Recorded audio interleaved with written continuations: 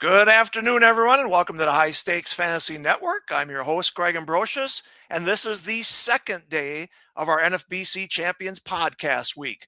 I plan on interviewing 5 different NFBC national champions from 2025, and I started last night with fellow cheesehead James Timoni. These guys all won prestigious national titles, so let's find out how they did it. I'll ask the tough questions here. Our next guest of the week is Mike Mager, the 2-time defending NFBC Auction Championship champion and our newest inductee to the NFBC Hall of Fame. Mike will be honored in Las Vegas on Saturday, March 21st at the Rio, and I'm expecting a heartfelt speech from him. Mike, welcome to the show today.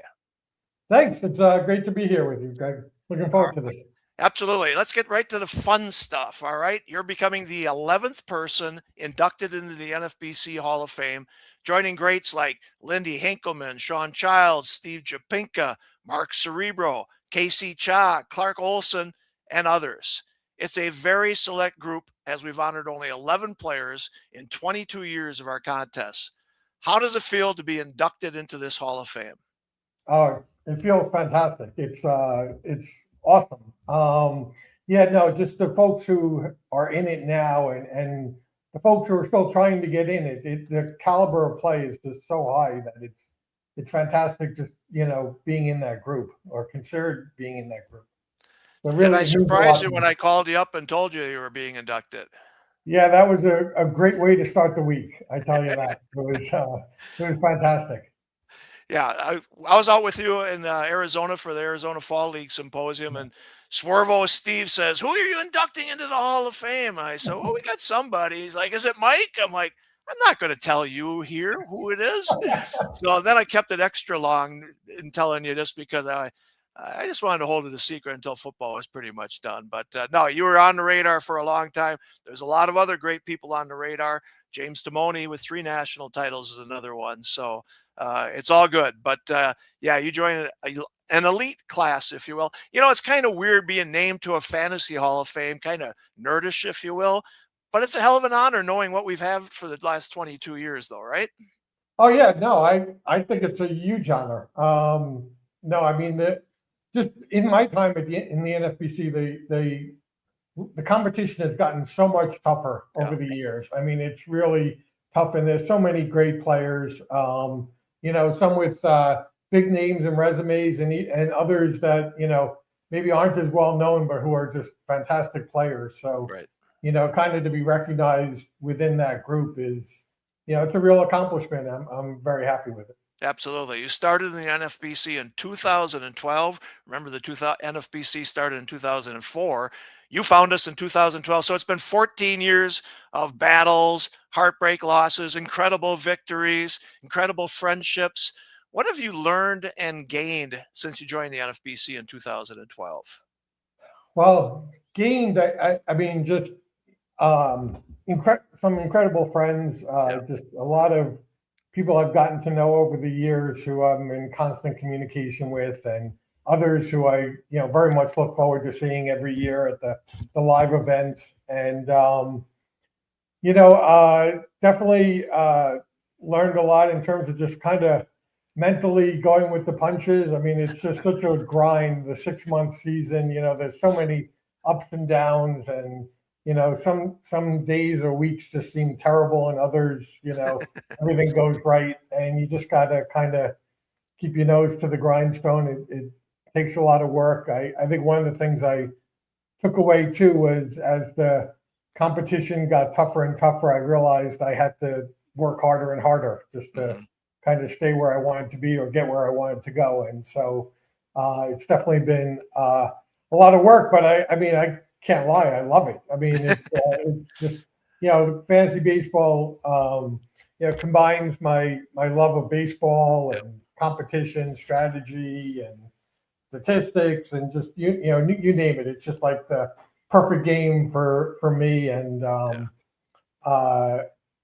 so, once I kind of found the NFBC, it was like a homecoming, and very happy. Yeah, I was going to say, how does it affect you as a baseball fan? Because now, obviously, you know all kinds of players and teams and such, but you're a Yankees fan. How does it affect how you watch baseball and how you root for the Yankees?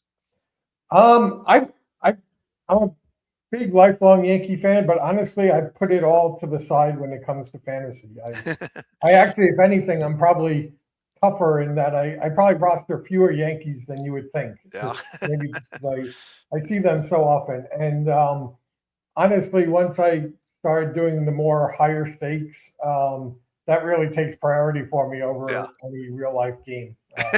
Yeah, for sure. It makes a lot of sense. Got a lot of money on the line. All right. Yeah. Since 2012, you've had 14 top 10 overall finishes in national contests. Think about that. 14 top 10 finishes. That's incredible. Why are you always near the top of these leaderboards in our national contests? And how much fun is it that you're always chasing a title? Well, I'm not sure exactly why, other than just a lot of work, and it's a labor of love to try to get there. But it's both exciting and nerve wracking. Yeah. It's a lot of tension watching the games and following everything, and the pressure really ramps up at the end. As you get towards later in the season, but being in the competition in the mix is where you want to be. So Yeah. I can't complain about any of it. Yeah. Is it stressful or fun when you're going down the final weeks and all of this is on the line? Yes and yes. Probably probably more stressful than fun, Yeah. honestly. But I think it also depends on how you got there. Yeah. When early on, I was just trying to kind of get up to the top, and I was mostly chasing, coming from behind, trying to climb up higher and higher, and that's a lot of fun. Yeah. 2 years ago, when I won my first auction championship, I was fortunate enough to get out into the lead maybe late April, Yeah. and just kind of felt like the bullseye on the back the entire season, and that was much less fun. Yeah. Absolutely. All right. When I look at NFBC Hall of Famers, I'm looking for excellence across many different platforms, many different contests. You embody what I look for. I mean, you have finished in the top 10 in the Auction Championship, the main event, the NFBC Draft Champions National Championship, the $50 Draft Champions Championship. You've won an AL only auction league. I mean, you've excelled in so many different formats, including the private high dollar leagues like the Platinum and the New York Ultimate League. Again, you've won auctions, drafts, 15-team leagues, 12-team leagues. Do you agree that you adapt well to whatever the format is? And how do you do that? Yeah, I mean, I love all of it. So I think it's just part of I love the snake drafts. I love the standalones are a nice change of pace. You don't have to worry so much about an overall competition and being perfectly balanced, and it's more, within the league. But I love, the main event is just, an awesome competition. And really, I love all the formats that I do. I mean, I still feel like I have a lot to learn in the 12-team format. I haven't done as much of that. Just frankly, I enjoy the 15-team format Yeah. more, and I have to try at some point to manage my fab leagues. But I enjoy it all, Greg. Really, it's just so much fun. Awesome. All right. You must have played fantasy baseball before finding the NFBC in 2012. I know I asked you this last year when we did the podcast, but when did you start playing fantasy baseball? And do you remember how you found the NFBC? Yeah, so I guess I started when I was a little kid playing Stratomatic for Yep. years and years. That was and I know others have also mentioned that. I guess that's a breeding ground, if you will, Yep. for future fantasy players. But so I did that for a while, and then I stopped, and I didn't get back into fantasy until maybe 2000, 2001, 2002, like home leagues, Mhm. and then I did some smaller entry fee leagues with CBS and ESPN, and then I started hearing about or reading about the NFBC. I think I maybe heard some on the radio. Maybe I saw some magazine ads too. I don't remember what was the first mention of the NFBC, Uh-huh. but it was, I definitely was looking for more competition and trying to really test myself. Had success in some of the other leagues and formats, but wanted to try it. I still remember to this day my first DC league I signed up for. I think I took like 3 days before I pushed the button, just because like $150 at the time. I think it was like 3 times the buy-in of Yep. any league I had done. So it's just kind of funny now when I'm entering high stakes leagues. But Yep. it took me a long time to press that button. But also the other thing that I discovered that I remember really well was that the other leagues I had done, they were like head to head or points leagues or whatever, and like they were fine. But once I started Roto and doing like the deep 15 team Yeah. leagues, I mean, I've told you this before. I love the rules that you created. I mean, for me, I think they're the ultimate challenge. And so once I found Roto, that's all I really had interest in doing. Yeah. All right, let's look at your history then. You started out in the Draft Champions format in 2012, like you said. Once you hit that button, you won one league title in 2013, then you won another league title in 2014, and you joined your first main event league in New York City in 2014. Talk about what it took to press the button for the main event, which was probably 1,600 or 1,700 at that time, and talk about that attending that draft, the live event, what it meant to you.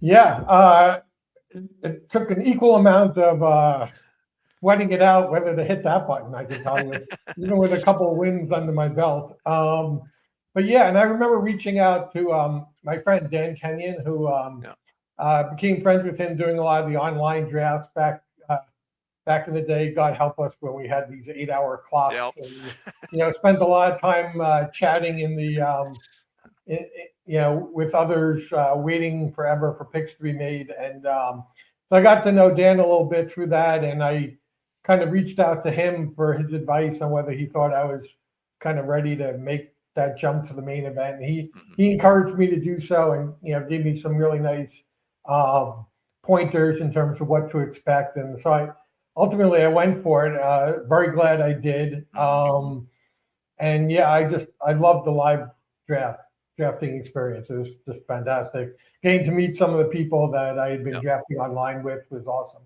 Yep. Awesome. Good stuff. All right. You finished sixth in that New York main event in 2014, but in 2015, you went back to New York City, won your league title, and finished third overall in the main event. What the heck flipped that year for you?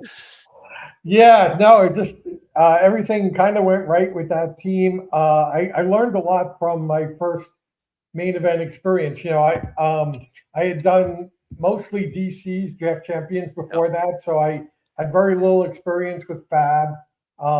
Even though Dan had warned me about kind of ADP being thrown out the window and Yeah. people aggressively jumping their guys, it still kind of hit me by surprise a little bit in 2014, my first main event experience. But yeah, I thought I learned a lot. It was a great experience for me, and I got a little better at Fab, and just had a really good team that year. Yeah, absolutely. Third overall for sure. All right. Next year, 2016, you go back to New York City, you win your main event league again, and you finish second overall. One more spot. Again, what happened that year? And now are you getting frustrated that you're getting so close, or are you still happy with the performance? Honestly, at that point, I was still really happy Yeah. to get up there. After being a relative newcomer and coming in third overall in 2015, I think it was. Yep. I kind of wanted to like prove that it wasn't a fluke and have a good year the next year. But I was still, I was climbing the rankings late in the year, and I was happy I was moving up. When I came in second, that was the year Rob Silver won it, and I remember looking at Rob's team, and I remember who was on it, but I remember thinking he had like the best pitching staff I had ever seen in a 15-team league, and Yeah. I kind of had the feeling that I wasn't getting any higher than second. So I was at that point, I was very happy to Yeah. stay in second. Sure, I would have liked to have won, but I didn't think it was all that realistic once based on where the standings stood and looking at his team. Yeah. All right. In 2016, you also joined the New York MTM Super League, and that's a unique league that now is the MTM Ultimate Invitational League. 15 guys, most everyone comes back every year. There was an opening that year. You joined it, and you won the damn league. But talk about how special that group of guys is and how it's so much fun every year now. Yeah, honestly, I mean, although I love like so many different types of leagues and formats, and if any, gun to my head, I love the auction format the best, Yeah. but that the MTM Super and now Ultimate has always been my favorite league. Yeah, the year I think it was 2015, the year before I joined, I thought about it a little bit, and Mike Masato just couldn't have been nicer. He was like, "Hey, why don't you come out with us afterwards?" And so that league is a 15 team standalone. Yeah. Mike does a lot of things to kind of make it really special. We have kind of the Iron Balls KDS where you pick draft slots 5 minutes before the league starts, which may sound crazy for such a high stakes league, but once you do it, you love it. And back when we were drafting in New York, the draft would be at 8 o'clock, and then kind of end at 11:30, and then everyone would go out for like steak dinner and drinks in Manhattan. Yeah. And so in 2015, I just tagged along. I didn't do the league that year, but Mike was nice enough to extend an invitation to me, and just everyone was just such a great group of guys that once I had success in 2015, it became a priority for me to join that league in 2016. Yeah, no, it's a lot of fun. And this year in New Jersey, we go over to Mike's place afterwards, and he opens his house to everybody, and we have drinks and cigars and have a good time. So if you're coming to New Jersey, plan on Saturday night over at the Masato Mansion. We're gonna have some fun there for sure. So Definitely. all right, let's talk about the main event again. You won league titles in 2018, 2019. That gave you 4 league titles in a very short amount of time. You've cashed in 30% of your main event leagues. You got 3 second place finishes as well, but you haven't won a main event league title in 6 years. It feels a little bit of a drought for a guy like you, but what has gotten tougher, the competition or just it is tough? The odds are against you, right? 1 out of 15 in every league that you're doing. Yes, definitely true. Although I'm going to push back with you slightly on this one. So in 2022, I won my 5th main event league with Mark Winokur, but it's under Mark's name. And then in 23 and 25, I have 2 second place finishes, both in the top 40. But so I'm not getting killed in them. But no, you're right. These leagues are really tough. I would like, it's been a while since I've been up there at the end of the year, and that's a definite goal for me for this year. But to your point, I think without question, the competition has gotten tougher. I mean, of course, the entries have grown too, so that just numerically it gets tougher. I mean, I think we're up to 855. I mean, I think we were in the 500s when I first joined. But just the quality of play plus the proliferation of information is so out there that it's so much tougher to come up with, a sleeper. I mean, I don't even think there is such a thing anymore. And, yeah, right. Everyone's just so sharp. It's so it's really challenging.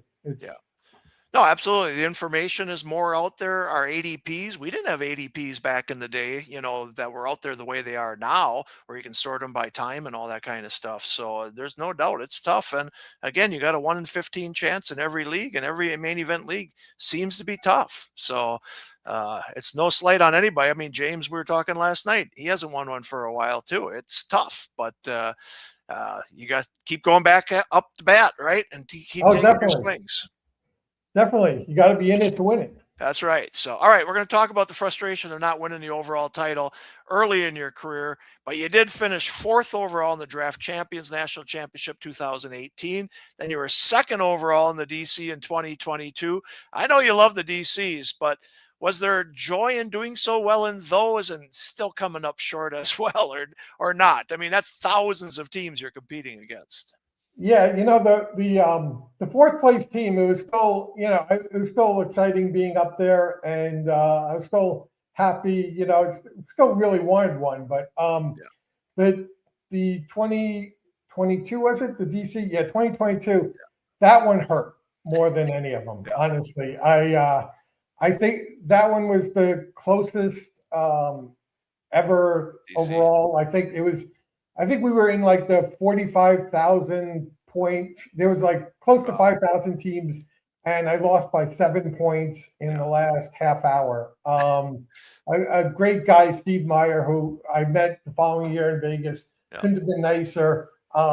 He had been, leading going into the final weekend. I took over the lead with like maybe an hour or half an hour left to go on the final day, and then something happened and I fell back behind him. And I remember just being heartbroken. And in fact, that was the year Mark Winokur and I won a main event together, and we won it on the last day. And this was a team. This was a team where in June we were in 14th place, and we had climbed up and we won it. And I wanted to be happy about winning it, and I was, but I couldn't celebrate. I was just demoralized because I came up short again. Because there's so many teams, and the fact that you get a team up there, towards the top is no guarantee you're going to do it again. So these opportunities are, can be few and far between, and you need so much to break right to, even get up there. And so, no, that was demoralizing. I remember even like for a couple of days, I just was like, hey, is there any scoring changes today? Yeah, right. It was just like, it's so, I've learned over the years that it's really it's amazing how you could have 15 teams grinding for 6 months, and it still comes down to a home run or a stolen base, a few base hits. But literally in that DC, it was just like one more homer, one save, and I had pitchers going that had a chance for a win. I had a reliever who had a chance for a save. He didn't get it. It's just like one thing, and I would have won it. But Steve Mayer had a fantastic team that year. I think he nailed a whole bunch of like late round picks, and he deserved it. He won it. But that was the first time, Greg, where I was honestly like not just happy to be there. That one was the one that hurt the most. That would do it. But like you say, 6+ months, 10 categories, 5,000 teams, 15 team leagues, and it comes down to one at bat, right? Or one save or one win. It's unbelievable. That's why you have to grind every week, folks. Every week, every stat is so damn important to winning a title. So all right. I think one day I will get over that one. You haven't yet, have you? Not really. All right. In 2017, you came out to Las Vegas for the first time. You did both New York City and Las Vegas live events. What was it like going there? I remember the energy of having the New York guys come out there. It really was something great, coming to the Bellagio and bringing in the New York vibe, if you will. But you got to meet people that you had only met online for the first time there. You had 2 weekends of live events. Just talk about how that kind of changed things for you as well. Oh, that was so much fun. It was fantastic. Yeah, the New York events are great, and there's definitely a New York vibe. I think there's probably a little more trash talking and stuff in New York, but I'd been hearing about Vegas for years, and there was just so many people I hadn't met who only draft in Vegas, and I had always like wanted to go there, but for a number of years it was like, I lived in upstate New York for 35 years. It was an easy train ride into New York City, and I was kind of on the fence about whether to go to Vegas or not for at least a year or two. Just the added hotel and plane and some more leagues and stuff, but it was something I was dying to do. And my wife surprised me for Christmas with a round trip plane ticket to Vegas, and said, go have fun. Nice. And my poor wife had no idea that I would get out there, have the time of my life, and never again miss it. But I had a fantastic time. I got to meet so many people. It was just a fantastic weekend. And I've told you this before. The 2 NFBC live event weekends, to me, it's Christmas and March, and it's just and it gets better every year when you get to the more people the better friends you become with people. It just gets better and better seeing everyone. Yeah, definitely. You did your first live auction league in 2017, and you were hooked. What hooked you to the auction format?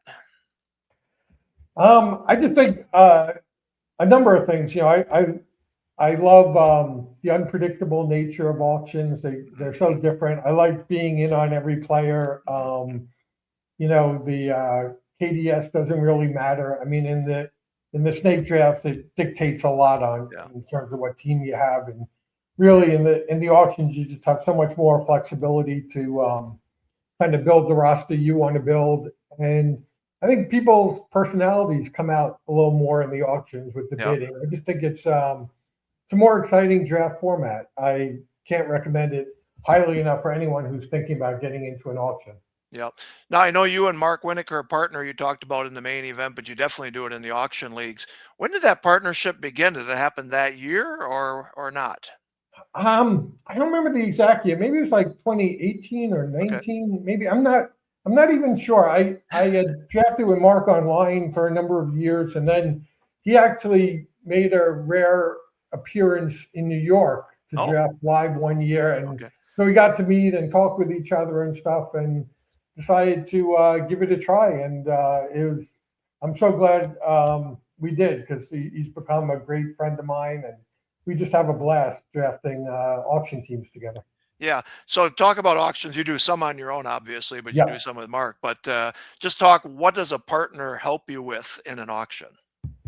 Yeah, we the last couple of years we've been doing two live auctions together, and Mhm. I've been doing two auctions solo. Yeah, it adds a lot. I mean, I think we come at the player pool very differently. Mhm. I kind of do deep dives on all the players and watch a gazillion hours of baseball and kind of make my own rankings. And Mark is he does some of that too, but he also relies more on projections, evaluations, and we tend to kind of manage the same way and tend to gravitate towards the same type of players, but we do it from with totally different Mhm. approaches, and it kind of blends well. And so getting to prep with someone, I get to hear his insights and strategies, and we bounce things off each other all the time. Mhm. Um, and then during the draft itself, it's such a advantage, I think, in an auction. There's just so much to follow and track. And Yeah. so, we take turns. Each of one of us will do the bidding for one, and the other one, we're managing the roster, managing money. The person not nominating usually takes charge of who we should nominate, so Mhm. the bidder doesn't have to worry about that. Yeah. Looking at other teams' rosters. There's a lot that goes on in an auction that you can try to track yourself, and I do try to track it myself, but it's definitely an advantage having a second person to do it. And then during the season, we have a lot of fun. I mean, there's Mhm. kind of a saying that no one really gives a crap about anyone else's fantasy team, but when you partner with someone, there is someone who does. So we're constantly talking and strategizing with Fab and Yeah. texting each other when our players either do well or get hurt or whatever. And so it's fun. I think folks should try partnering. Obviously, it's important to find the right person, but it it, Yeah. it definitely adds to the fun. Sounds good. All right. You obviously were a quick learner in the auction format. You won your first auction league title in 2018, and you finished second overall. I don't know if this one was as painful as the DC, but I'll ask you, how'd that one feel at second overall again, being so close? Yeah, I think by then I was getting a little tired of being the bridesmaid and not the bride, but I was happy to have success in that format because I Yeah. really I enjoyed the format. I don't really remember being on kind of like on the verge of winning that. Yeah. So I mean I probably was fairly close, but I don't. It wasn't like the 2022 DC Okay. overall. Yeah. All right. You have won 6 auction league titles so far: 2018, 2019, 23, 24, 2 in 2025. You finished 4th overall in the auction championship in 2019, 6th overall in 2022, 9th overall in 2023. You finally won your first NFBC overall title when you won the auction championship in 2024. You won from the Las Vegas $2,500 league. Talk about the thrill now of finally winning an overall title. Oh, you can't imagine it. The relief and happiness was off the charts for me. I mean, it was a really tough league. A lot of great players in that league. I kind of had to pivot during the auction, and I changed strategies on the fly, and it just seemed to work out really well. And I wound up having a great draft. And honestly, I didn't even think I had that strong a draft, but it turned out great. I managed to add a couple of really timely fab additions. I think it was Brent Rooker and Jerks and Profar, who both had like big years in Yeah. 24, and I got them early on in the season, and it was kind of off to the races. I took the lead either late April, early May, and I don't think maybe for a day or an hour, but I pretty much Yeah. held it the entire season, and which was very different from like always chasing the top of the pile. Right. But honestly, it added to the pressure having the kind of the bullseye on my back, and Yeah. after coming so close and failing to win overall, I just had like this nightmare of leading this competition for 5 months and like losing it at the very end. I mean, Yeah. you would have had to like keep me away from tall buildings if that happened. But, fortunately, I kind of expanded my lead in the last couple of weeks, and so Nice.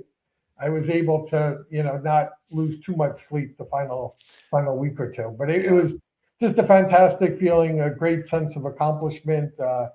Something I definitely wanted to do, and felt great. Having one that kind of could never be taken away from you.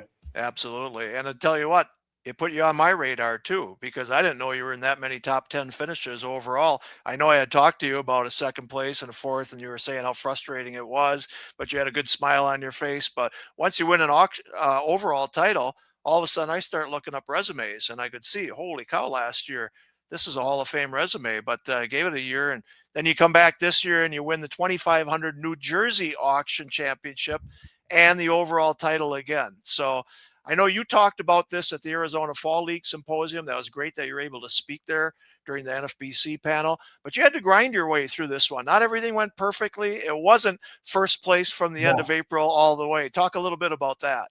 Yeah, no, it's another really tough league, and yeah, it was just a complete grind. I did not, I looking back on it, I had some really good buys, but some horrible buys in that auction. I I bought Scooble for 34. That was fantastic. Gave Yep. me everything I wanted and more. But my next four biggest buys all underperformed. I had Jordan Alvarez, $31, hurt most of the year. Yep. Michael Harris, who was disappointing for most of the year. Blake Snell and O'Neill Cruz. I mean, I whiffed on four of my five Yep. biggest buys, but fortunately, I had a lot of lower price guys really come through. But I was dealing with, I lost two players, Josh Lowe and Ronaldo Lopez, who were like combined like $18, $19. I lost them in the first month.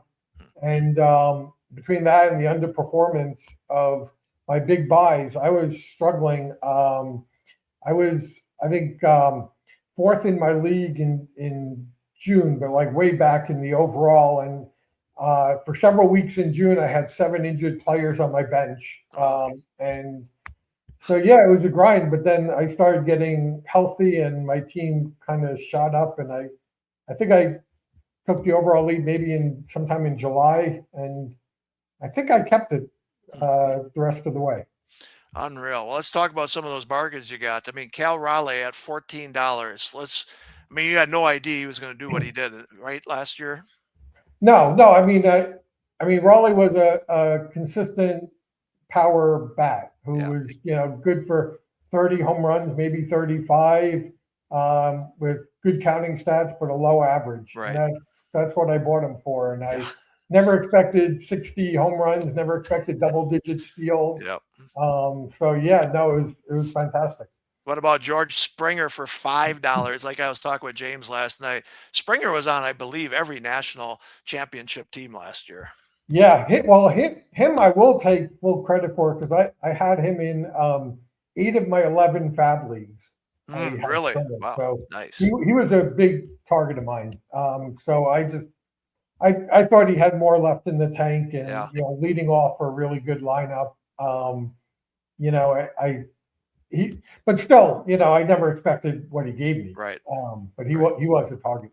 Right. So you go for the starters like Scooble, you got for 35. You felt Snell was worth $22, but then you got two closers as well.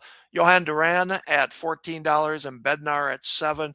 Do you usually pay for closers, or how do you attack the saves category in auctions? It really depends. I guess most of the time I prefer to get one secure Hmm. closer, but not pay up for two. Yep.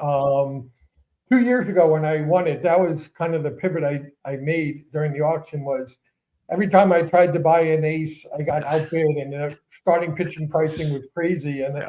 And so I pivoted. I got one starter, Framber Valdez, who was like maybe 15th on my board. And I don't think I spent more than $11 on another starter, but I spent up for two top closers who were great. Yeah. I happened to get Class A and Helsley that year, and they both led Yeah. their leagues in saves. So Uh, it was a real boon. But no, I think I prefer to get one secure source of saves, but not pay up for a second one. yep. I'd rather spend the money on starting pitching. But yeah, Duran was great. But every time you have success, some of it's luck. And Duran was getting some saves, but Yep. also was being used in the eighth inning in Minnesota. Mhm. And that trade to Philadelphia just totally magnified his value. And Yeah. he was used as a capital C closer, and that was huge for me. Because honestly, I gave up on Bednar. I cut him. Yeah. Right. When he, I Oh, mean, man. he lost the job in Pittsburgh, and then he got sent down to the minors, and I wasn't going to wait for him to come up. So yeah, I think I got it back on some teams, but yeah, I was definitely very relieved that Duran got traded to Philly. Yeah, definitely. So we always talk about in auctions, 67% of your budget goes towards hitters. Again, you got 14 players there, and 33% go to pitchers. You got 9 there. What is the ratio that you're using now? Because I think in Arizona, you were saying it was more 70-30 almost, right? No, I think it's the other way. I think Oh, is it? Okay. yeah, I think in the last couple of years, the AC has been, I think, 63 Oh, pitching, 37 yeah, hitting. you're right. And I guess I tend to put a little more into pitching than the average team. Mhm. I don't, I'm a big believer in kind of drafting to your strengths, and my strength is not streaming pitchers off of Fab. I Mhm. hate doing it with a passion. I care very much about ratios, and so for me, I'm more comfortable spending a little more on pitching and actively managing the hitting, and I have confidence I can find hitters in Fab along the way, and Mhm. so kind of changes every year, but the last few years at least, I put a little more into pitching Yep. than average. All right, 63, 70, 37 makes a lot of sense. When you talk about hitters, you're obviously looking for power speed guys. Everybody's doing that, right? But what are you looking for? Like last year, like you said, Jordan, you spent the most on him. You saw something there that you thought was going to break out at a certain age. But what are you looking for at hitters? Yeah, I mean, obviously, power and speed are the first couple of things you look at, but I do pay attention to average. That was Hmm. one of the reasons I invested in Jordan was Yep. I think really strong batting average has become the scarcest hitting category, and it's tougher to find in Fab. So Yep. I definitely try to get one or two average bases on my team. I think Yandy Diaz was also on my team, and that was a big help to me. Um, and yeah, I guess the one I don't know that I have a specific player type, but I try to spend a lot of time on the lower dollar players because I think Hmm. that can really differentiate like a good team from a great team. Yep. And so I spend a lot of time trying to figure out who are my low, $3 to $5 buys are going to be. Yeah. So let's talk about Fab because you say you like it. A lot of people are like, man, that's such a grind every Sunday night. And obviously it is when you It have is. multiple teams. It is. But you kind of like the grind. Talk Yeah. about how people can enjoy fab or realize how important it is? I mean, you had some good fab pickups in this auction league, I believe. Yeah, I mean, I think it's a real challenge. I mean, I think you have to identify what players are available in these 15-team leagues. Some weeks it's pretty slim Right. pickings, and then you also have to see what players work with your team. What do you need? Who's got favorable schedules? Who's adding playing time, and or changing roles and stuff like that. And then once you identify the players, coming up with the bids is more art Right. than science, but it's a challenge. Yeah. And also, something I've learned is the leagues have gotten more and more competitive. I have to spend a lot of time thinking about how I order the players in my strings because you know there's too many times where I'll have a long string and I'll get like my ninth choice, and then and you look back and it's like, why did I have that guy ninth and this guy another guy who was probably better ranked 10th, and so you have to spend time with that, but yeah, I also it's fun to see the bids run at 10:01 or 10:02. I mean, as soon as they're available, I'm opening them up and I'm seeing who I got and who I missed, and I mean it's such a big part of the game. I don't think you can have success. I don't even think you can win a league unless you're have some really helpful fab pickups along the Absolutely. way. In baseball, it's so important. I'm glad to hear that you still are awake when the fabs run through and you look at all the winning ones. I'm in bed by that time, so if anything happens, call Jeff, all right? But, yeah, it's important. All right, so after winning the MTM Ultimate League in 2024, you upped the ante and joined the NFBC Platinum League. Folks, that's $15,000 entry fee. Remember, he had trouble hitting that button at $150, but now he's into 15,000. You and Clark Olson both joined that for the first time. Clark finished first, Hall of Famer. You finished second. How did you explain that one to your wife, and what was the feeling of being in that one? Because the tension is definitely different in that draft room. Yeah, it is. So I'm very blessed with a extremely patient and understanding wife who kind of takes an ignorance is bliss attitude with my fantasy. She knows I'm playing with house money, Yep.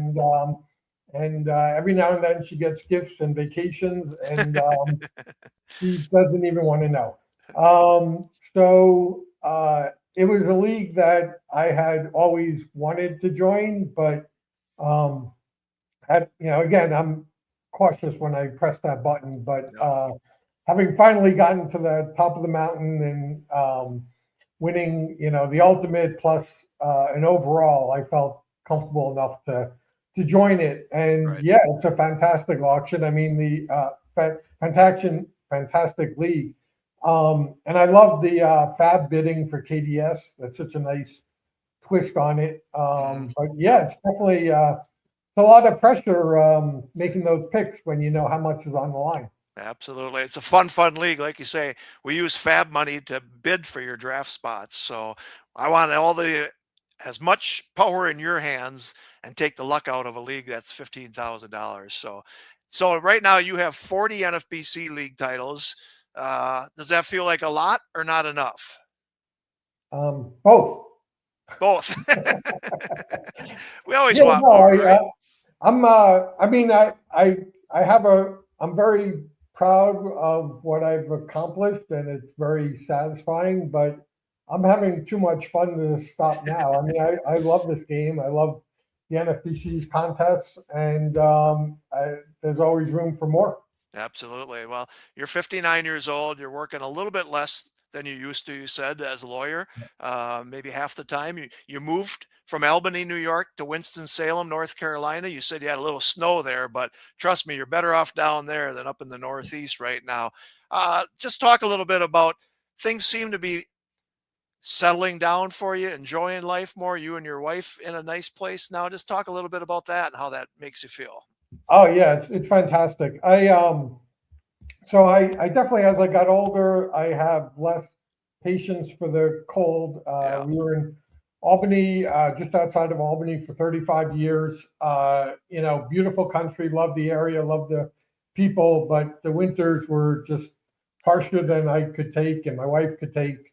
So quick story, I was up this past December for work back in Albany. I had to be at my firm and it was like 5 degrees out. And I walked from a hotel to my office and I realized that all the cold weather toughness I had developed over 3.5 decades was gone.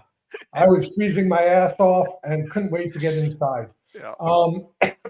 So it was definitely the right decision for me, but I'm still at the same law firm as I started at right out of law school. I love it there and still enjoy working, but after 35 years, I was definitely ready to kind of cut back in the hours, enjoy some more free time with my wife and family and fantasy baseball, and have a little more time for myself. And so it's worked out really nice. Maybe the only good thing you could say about COVID is we learned how to work remotely when we had to, and I'm fortunate that my firm lets me work part-time remotely. And so it's been a great transition.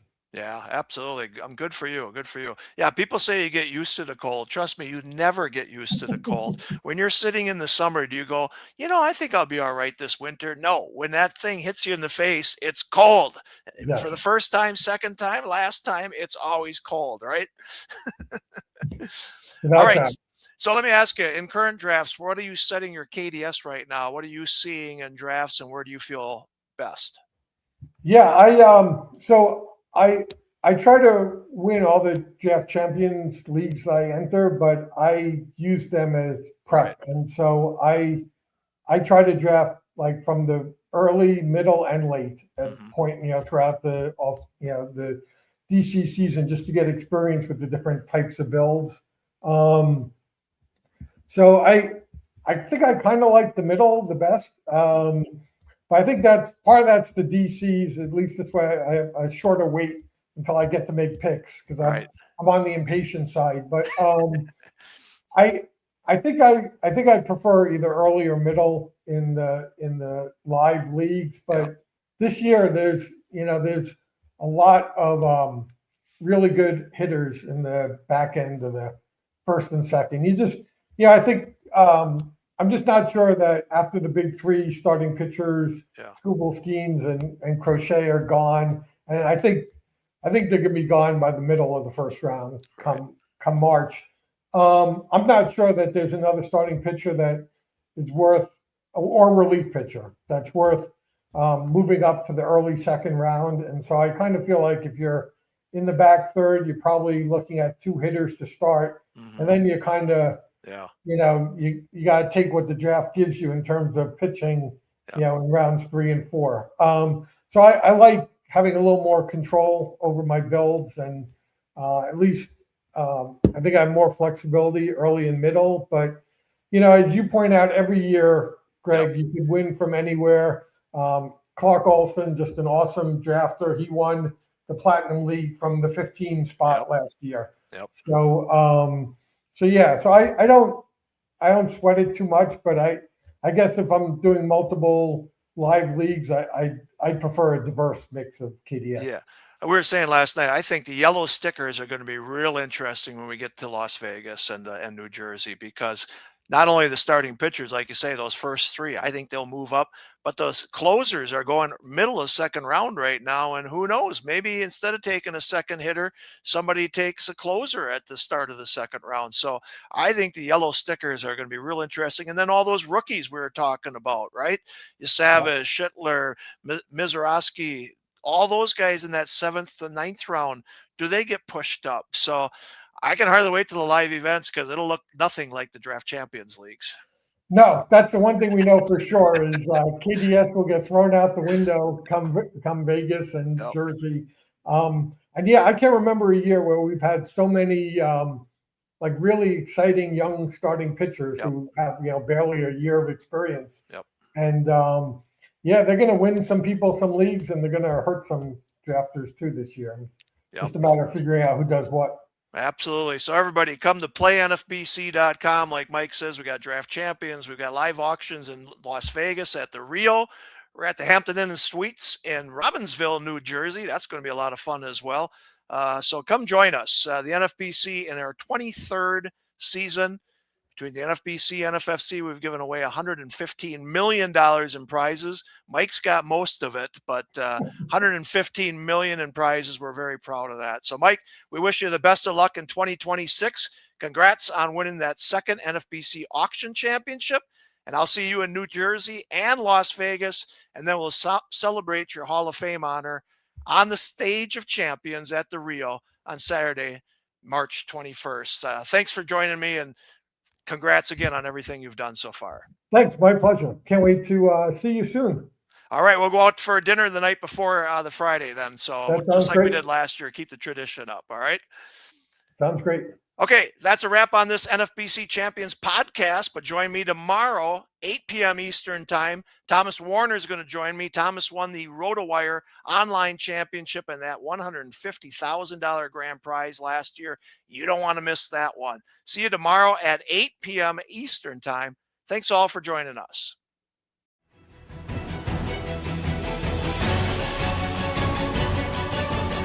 Thank you for joining us on the High Stakes Fantasy Network podcast.